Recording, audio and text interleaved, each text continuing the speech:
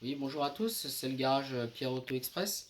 Alors donc là aujourd'hui je vais faire un petit tuto tout simplement. Comment fabriquer un petit outil pour tout simplement défaire les colliers d'échappement qu'on a là. Alors voilà, là j'ai le démonté l'échappement exprès pour vous faire voir.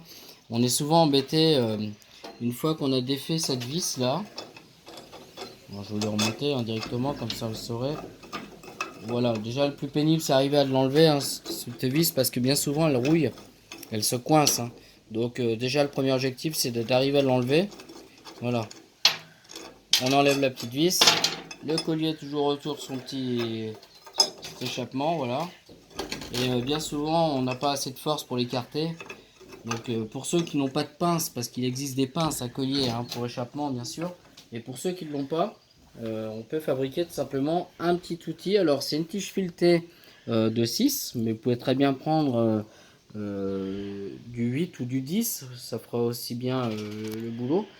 Par contre, surtout ce qui est important, c'est de prendre évidemment l'écrou qui va dessus.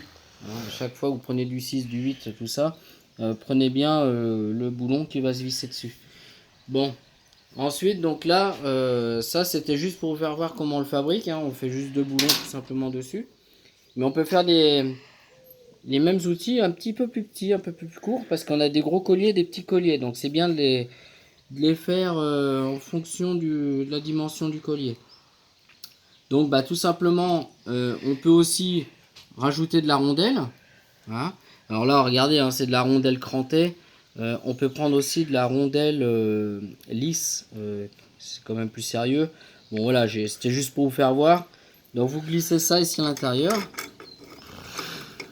Voilà, tout simplement. Hop, voilà. Et une fois que l'outil est mis en place, j'enlève mes mains que vous puissiez voir. Il vous suffit tout simplement de visser. Alors ça, bon, je le fais là. On est sur le pont, c'est facile, mais quand on est sous la voiture, voilà. Donc on vient juste se contenter de mettre la tige filetée ici. Et puis le boulot est juste de faire ça. Et le collier s'écarte tout seul, sans forcer, sans s'énerver et surtout sans se blesser. Parce que je peux vous dire, des colliers comme ça, quand on force dessus, les entailles ça va vite. On le sait. Évidemment, il faut travailler avec des gants. Quand on fait l'échappement, on le sait. Voilà. Donc là, quand on l'a pas assez écarté, on n'hésite pas, on remet des petits coups de clé, tout simplement. Pour y écarter un petit peu plus. Après, vous n'êtes pas obligé d'y écarter complètement.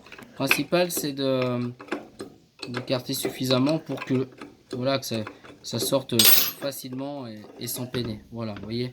Donc là, en plus de ça, ça ne le déforme pas. Et quand vous avez besoin de remettre le nouvel échappement, et ben vous le renquillez, pareil. Et regardez, ça force pas. Et donc là, pour le relâcher, on redessert.